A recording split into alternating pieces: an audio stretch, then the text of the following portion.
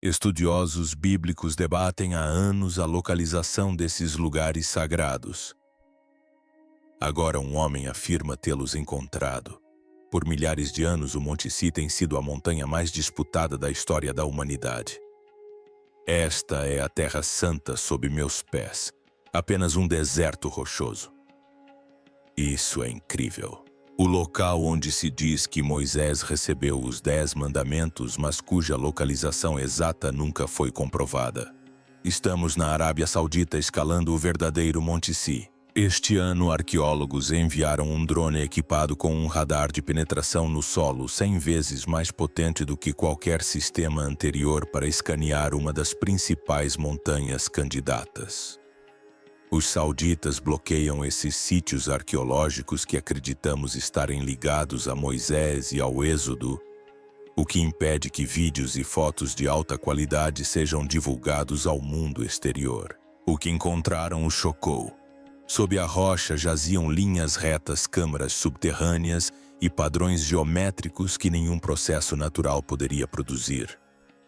Se confirmadas, essas descobertas podem reescrever toda a história do Êxodo. A Montanha Proibida. O que foi descoberto pode finalmente confirmar teorias que têm gerado debates há gerações.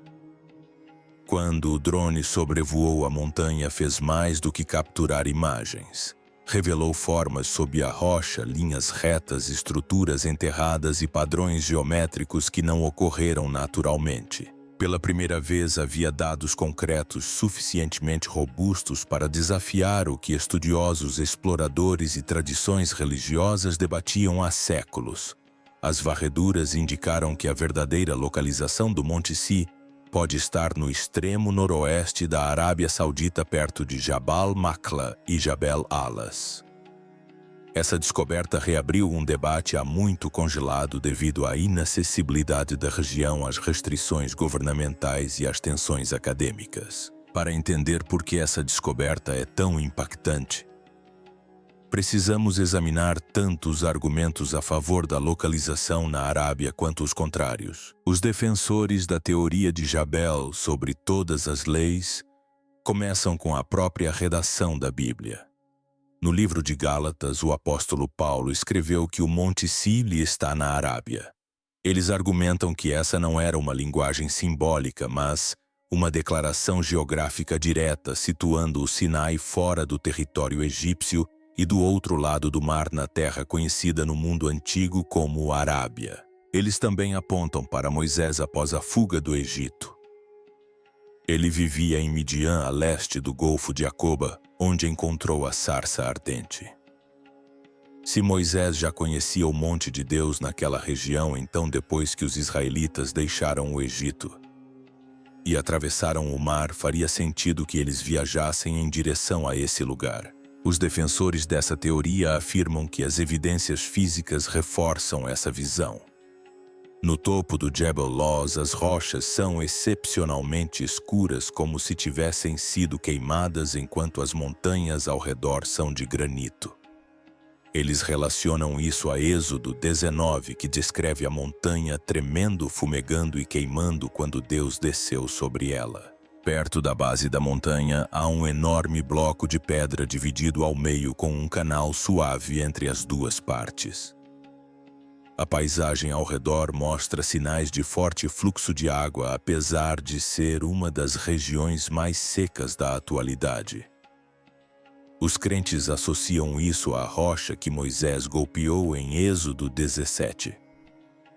Uma grande planície se estende em frente à montanha, grande o suficiente para um vasto acampamento, e longas fileiras de pedras parecem marcar limites restritos. Os defensores dessa teoria afirmam que essas características coincidem com as advertências do livro de Êxodo, onde o povo foi instruído a não tocar na montanha sob pena de morte. Próximo dali encontra-se uma grande plataforma de pedra que aparenta ter sido construída pelo homem. Alguns a identificam como o altar que Moisés construiu durante a cerimônia da aliança. perto dali, há outra estrutura simples associada por alguns ao bezerro de ouro, com antigas representações de vacas e touros esculpidas em rochas próximas. Uma alta coluna de pedra ergue-se isolada perto do local e alguns afirmam ser uma das 12 colunas que Moisés ergueu para representar as tribos de Israel. Juntas, essas características formam um quadro que muitos acreditam estar alinhado com o relato bíblico de forma tão precisa que dificilmente pode ser mera coincidência. Arqueólogos e historiadores profissionais, no entanto, discordam em questões técnicas. Eles observam que durante a vida de Paulo, o Império Romano possuía uma província chamada Arábia Pétrea, que incluía a península do Sinai. Portanto, quando Paulo disse que o Sinai ficava na Arábia, ele estava usando a geografia política de sua época, em vez de se referir à Península Arábica. Eles também apontam que já em 2000 a.C., escritos egípcios mencionam uma região no sul da Península do Sinai chamada Tihat ou Safed, que linguistas identificam como uma forma antiga do nome Sinai. Isso liga o termo à Península Egípcia séculos antes de Moisés. Outro argumento importante é a ausência de vestígios da Idade do Bronze final.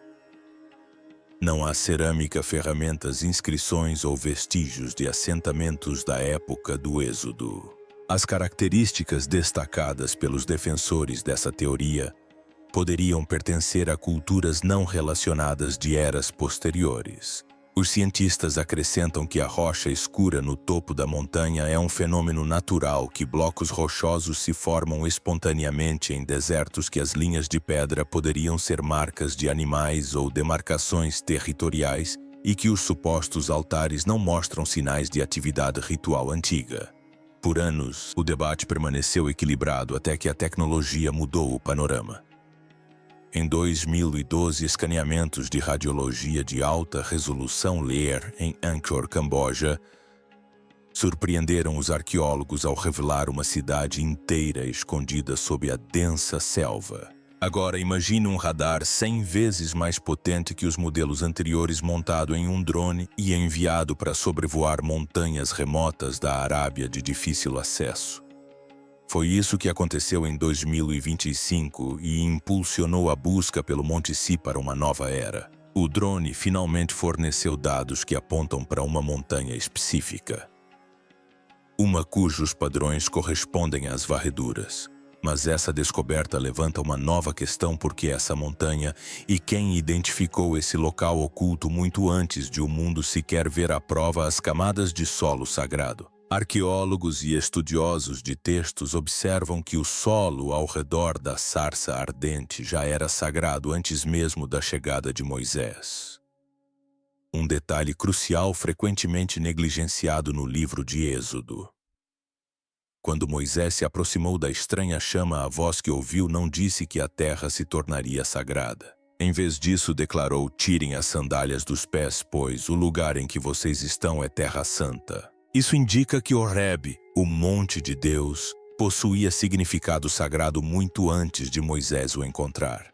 Por isso, muitos estudiosos acreditam que Moisés não descobriu uma montanha desconhecida, mas sim entrou em um local sagrado pré-existente. Após fugir do Egito, ele se estabeleceu em Midian, casou-se com uma integrante da família sacerdotal de Jetro, também chamado Regra, e viveu entre pessoas que compreendiam sua paisagem com profunda consciência espiritual. Como pastor sob a tutela de Jetro, Moisés não vagava sem rumo. Ele atravessava uma terra moldada pelas crenças midianitas, onde lugares sagrados eram reconhecidos e respeitados. Ao chegar a Horebe, ele adentrou um espaço sagrado venerado por gerações. Essa ideia de que Moisés encontrou uma montanha já considerada divina reforça a história cristã posterior da região, especialmente com a ascensão de São João Batista. O mosteiro de Santa Catarina, entre os séculos IV e VI, é hoje um dos símbolos mais fortes ligados à história de Moisés. Mas suas origens revelam como as gerações posteriores moldaram a memória daquela montanha. Durante o reinado do imperador Constantino o Grande, As atitudes cristãs em relação aos lugares sagrados mudaram drasticamente. Antes de seu governo, os cristãos não peregrinavam a locais sagrados como fazem hoje. Sua fé era centrada em verdades espirituais, enfatizando que Deus estava em toda parte e que a verdadeira Jerusalém era celestial e não terrena. A conversão de Constantino mudou isso completamente. Subitamente, o Império Romano começou a identificar e proteger locais físicos ligados a eventos bíblicos. Sua mãe, a Imperatriz Helena, desempenhou um papel central nesse novo movimento. Por volta do ano 326 d.C., ela viajou pela Palestina e regiões próximas buscando lugares relacionados à vida de Jesus e a outros momentos bíblicos importantes. Na mesma época em que crescia a cultura de peregrinação, monges começaram a se reunir no deserto remoto abaixo de Jabal Musa, a montanha egípcia, há muito associada ao Monte Bíblico. Uma crença simples atraiu esses primeiros monges. Eles queriam rezar perto do local onde Moisés encontrou Deus na sarça ardente. Sua devoção gradualmente tomou forma no que mais tarde se tornaria o Mosteiro de Santa Catarina. No século IV, uma pequena comunidade monástica se estabeleceu sob a montanha, construindo abrigos e acolhendo viajantes. Acreditavam que o vale abaixo de Jabal Musa continha a mata que queimava sem se consumir. Se essa tradição provém de uma memória local antiga ou se desenvolveu durante a nova onda de peregrinação cristã, permanece incerto. Mas quando a história chegou a Constantinopla, a crença já estava firmemente estabelecida. 2 séculos depois, no século VI, o imperador Justiniano consolidou a importância do mosteiro. Ele ordenou a construção de um complexo fortificado em torno do que os monges afirmavam ser a sarça ardente original. A estrutura era notável para a época, com grossas paredes de granito, torres, áreas de armazenamento e uma igreja central. Seu propósito era tanto espiritual quanto protetor, visando salvaguardar os monges e preservar as tradições que ali haviam se enraizado. Dentro dessas paredes, os monges cuidavam daquela que acreditavam ser a própria sarça que Moisés vira. Hoje conhecida como a sarça ardente do Sinai, ela permanece uma planta viva cuidada diariamente há quase 15 séculos. Os monges a mantêm como um símbolo da presença de Deus. Peregrinos frequentemente tocam seus galhos ou se ajoelham ao seu lado, imaginando o momento em que Moisés ouviu pela primeira vez seu chamado. O mosteiro também se tornou um repositório do patrimônio cristão. Sua biblioteca, uma das mais antigas do mundo, perdendo apenas para a do Vaticano, abriga bíblias antigas, escritos cristãos primitivos e traduções raras preservadas apenas porque os monges as protegeram. Por gerações, São Catarina serviu não apenas como um centro espiritual, mas também como um polo de conhecimento visitado por estudiosos, viajantes e líderes religiosos. Outro marco dentro do mosteiro é o Poço de Moisés, considerado o local onde Moisés ajudou Zipora e suas irmãs a tirar a água pela primeira vez. Peregrinos se aproximam dele com profunda reverência, imaginando o momento em que Moisés passou de príncipe egípcio a humilde pastor. No entanto, uma pergunta permanece: se a santidade de Horebe tinha raízes tão profundas, por que há tão poucas evidências físicas da época de Moisés? E isso nos leva ao próximo mistério: se os povos antigos realmente se reuniam em uma montanha sagrada. Por que tão pouco restou de sua presença? O enigma do Êxodo. Os arqueólogos observam que os israelitas no Sinai não eram um reino construtores de cidades, colonos ou agricultores. Eram viajantes, famílias de pastores que viviam em tendas e se deslocavam de um lugar para outro. Segundo a Bíblia, eles permaneceram na montanha por cerca de 1 ano. Um período tão curto que, em termos arqueológicos, quase nada deixou para trás. Uma cidade deixa muros, oficinas, templos e cemitérios. Um acampamento nômade deixa apenas vestígios tênues. Especialistas identificam 4 tipos de vestígios que um grupo assim pode deixar, cada um dos quais desaparece naturalmente ao longo de milhares de anos. O primeiro são as pedras de lareira e as cinzas. Fogueiras diárias para cozinhar requerem pequenos círculos de pedra. Mas o vento espalha as cinzas, a chuva dispersa as pedras e os animais pisoteiam o solo. Após milhares de anos, essas fogueiras quase não deixam vestígios, muitas vezes apenas uma leve descoloração do solo. Em desertos, as cinzas desaparecem em poucas estações. Após 3.500 anos, a ausência de vestígios de fogo é completamente esperada. O segundo tipo são os buracos de postes e as linhas de pedras tênues. As estacas das tendas deixam pequenos buracos redondos detectáveis apenas por meio de uma raspagem extremamente cuidadosa do solo. Linhas de pedra que guiavam animais ou demarcavam pequenos cercados são ainda mais difíceis de identificar. Mais tarde, pastores, comerciantes e nômades perturbaram ou reutilizaram as pedras, apagando os padrões originais. O terceiro tipo de evidência são fragmentos de cerâmica. A cerâmica geralmente é a evidência mais forte para os arqueólogos, mas os nômades carregavam muito pouco, apenas tigelas simples, pequenos jarros e panelas. Quando esses objetos quebravam, os pedaços se espalhavam por vastas áreas desérticas. Ao longo de milênios, os fragmentos se misturaram com cerâmica de inúmeros viajantes posteriores, tornando impossível atribuí-los a um grupo específico. O quarto tipo de evidência são fossas sépticas e latrinas enterradas. A matéria orgânica se decompõe completamente em ambientes abertos. Quaisquer dejetos humanos dos israelitas teriam sido destruídos há muito tempo por bactérias, insetos e pelo tempo. Mesmo que centenas de lareiras, milhares de fragmentos de cerâmica e inúmeras marcas de tendas tenham existido, estariam espalhados por uma vasta planície. Ao longo dos séculos, a mesma área foi visitada por pastores beduínos, comerciantes, soldados, peregrinos e outros nômades, todos deixando vestígios semelhantes. Hoje, os arqueólogos encontram uma mistura de vestígios de muitas épocas, tornando quase impossível isolar as tênues evidências de um único acampamento de um ano. As evidências ausentes são, portanto, exatamente o que os especialistas esperam de uma população nômade, que permaneceu por pouco tempo.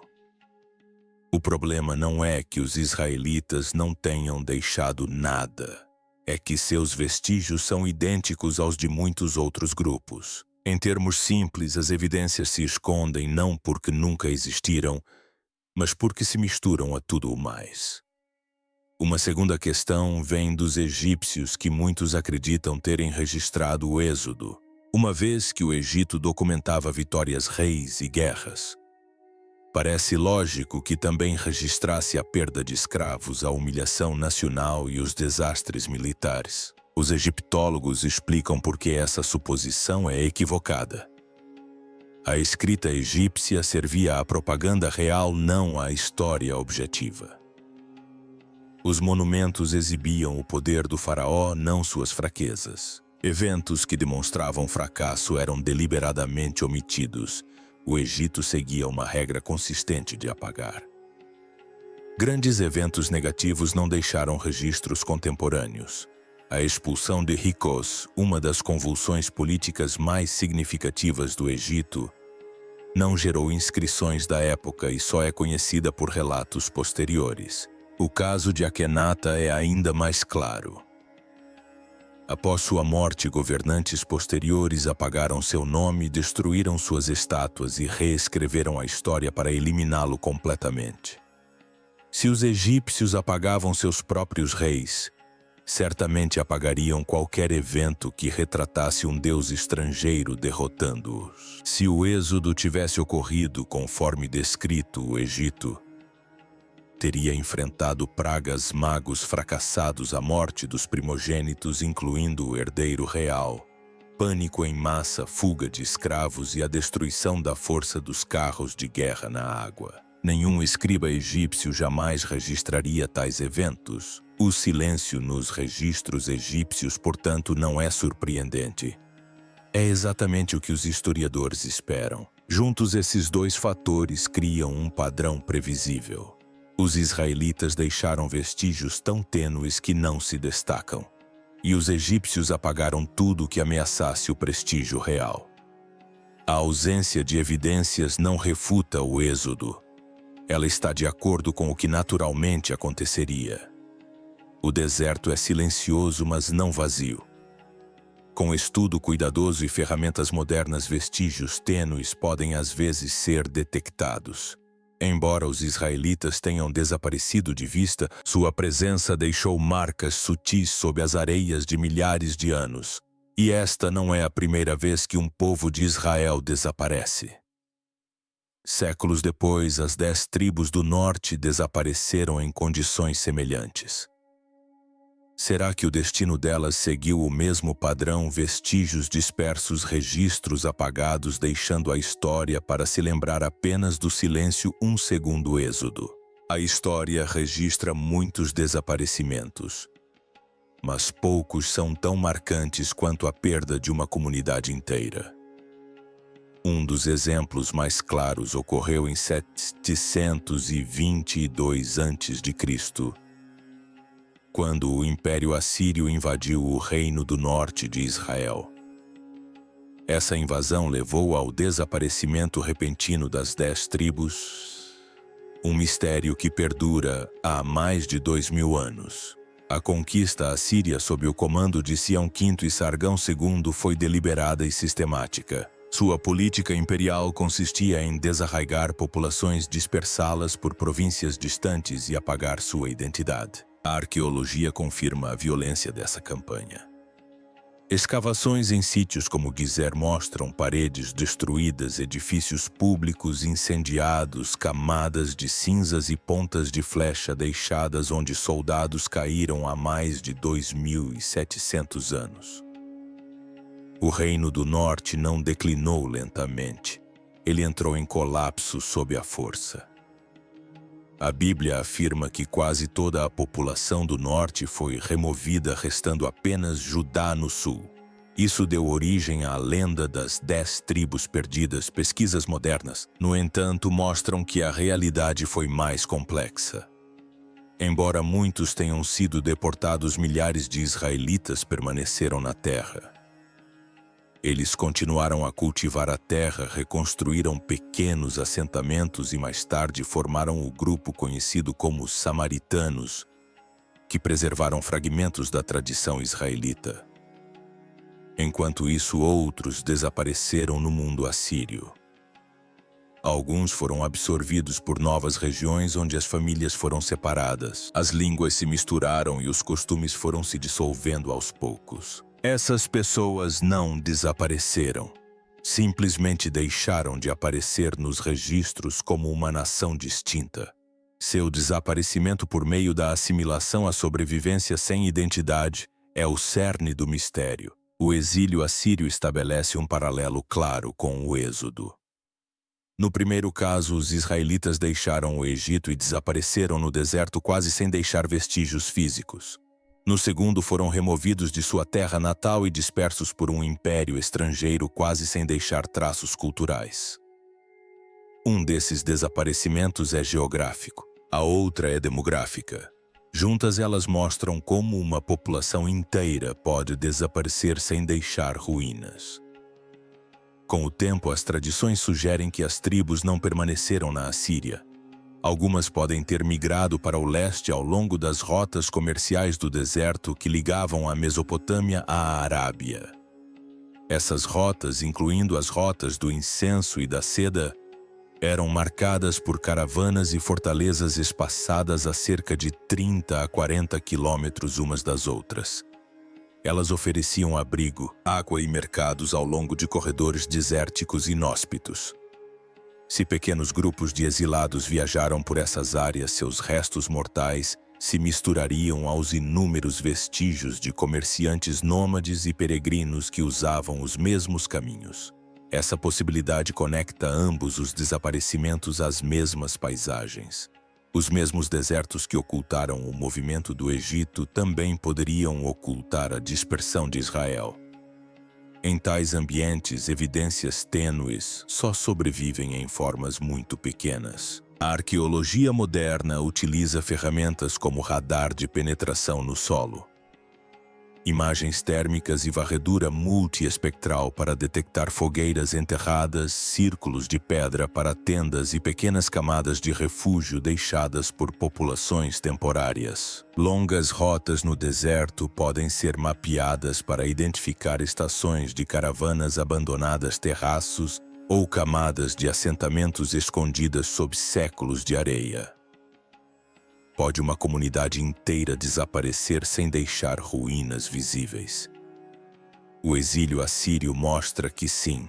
E se o silêncio em torno das tribos perdidas é compreensível, então, o silêncio em torno do êxodo torna-se mais fácil de interpretar. Recuperar até mesmo os menores vestígios desses movimentos poderia fornecer as primeiras pistas físicas para um dos mistérios mais antigos da história: as cidades na areia. Arqueólogos que trabalham no noroeste da Arábia descobriram vestígios de assentamentos que lançam luz sobre os midianitas, o povo entre o qual Moisés viveu antes do êxodo.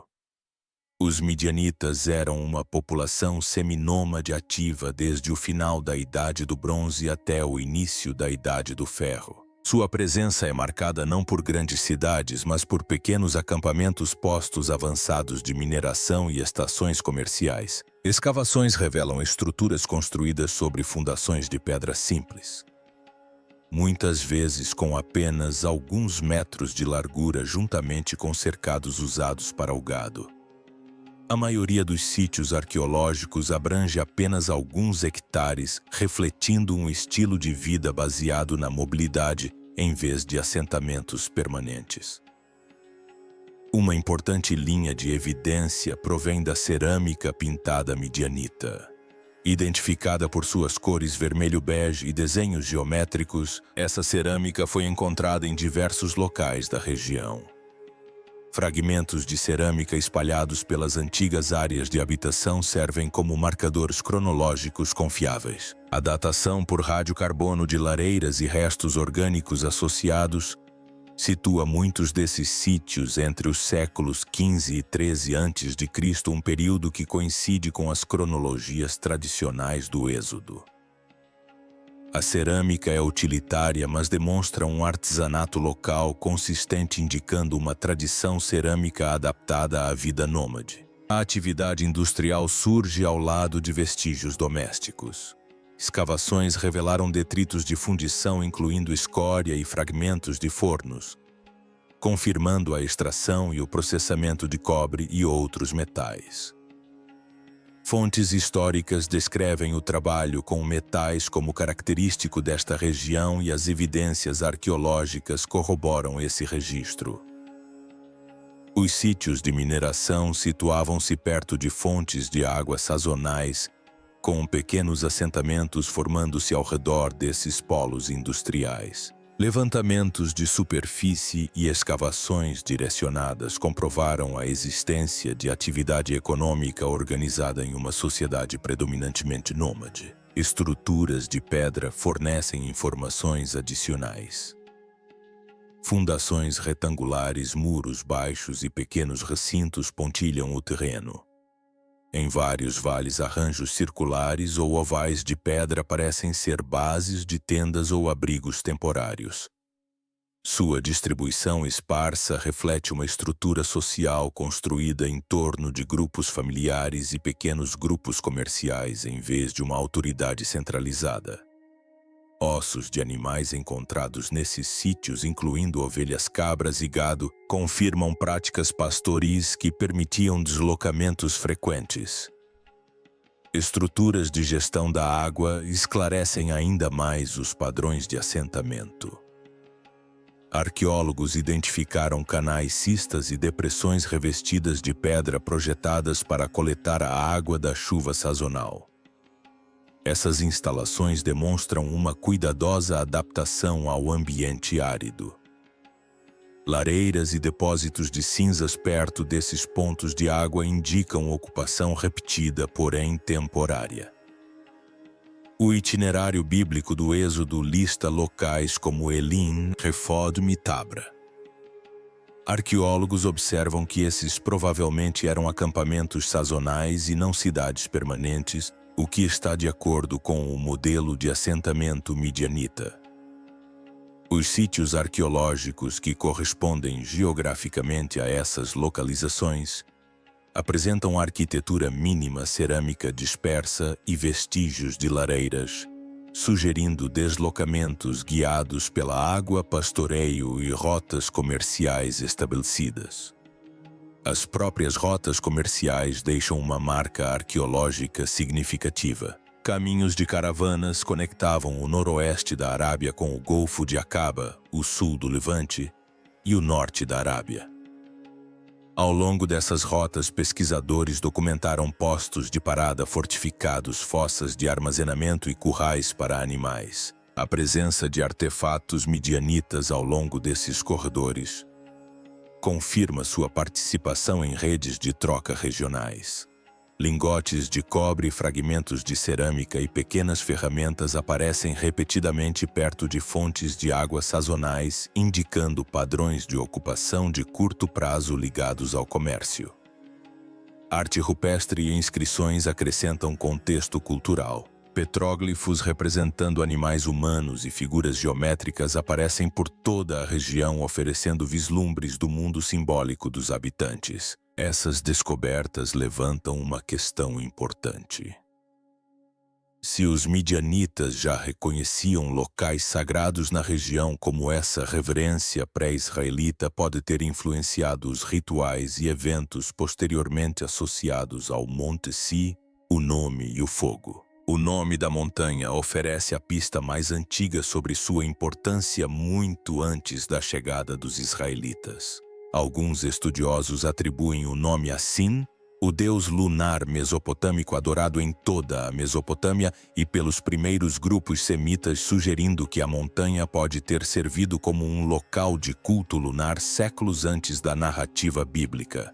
Essa interpretação está de acordo com a orientação de certos picos e pontos altos em relação aos ciclos celestes, uma característica comum dos primeiros sítios religiosos semitas. Outra explicação relaciona o nome à palavra hebraica sane, que significa arbusto espinhoso, remetendo à sarça ardente do Êxodo. Segundo essa visão, a vegetação local, especialmente acácias e outros arbustos espinhosos que queimam facilmente, pode ter inspirado associações com o fogo. Uma terceira interpretação situa a montanha no deserto de Sin, um nome que possivelmente se refere à argila ou lama e reflete o caráter ambiental do deserto circundante. Embora os significados difiram, cada interpretação aponta para uma antiga reverência pré-israelita pela montanha e seu uso em práticas rituais ou simbólicas. A narrativa bíblica enfatiza a natureza singular das tábuas entregues a Moisés. O livro de Êxodo as descreve como inscritas pelo dedo de Deus, distinguindo-as das inscrições feitas por mãos humanas. O primeiro conjunto de fragmentos foi quebrado quando Moisés confrontou os israelitas que adoravam o bezerro de ouro, um ato que violou a aliança.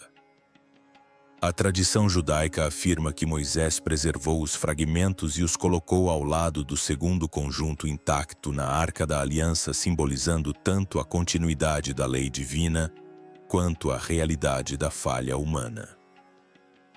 Vestígios físicos relacionados a essa narrativa aparecem na base da montanha. Estudos arqueológicos identificaram plataformas de pedra, recintos e fundações que podem ter servido como altares ou espaços rituais, correspondendo às descrições bíblicas de cerimônias de aliança e práticas de sacrifício. Lareiras, fossas revestidas de pedra e concentrações de pequenas estruturas de pedra indicam áreas temporárias para cozinhar e currais para animais.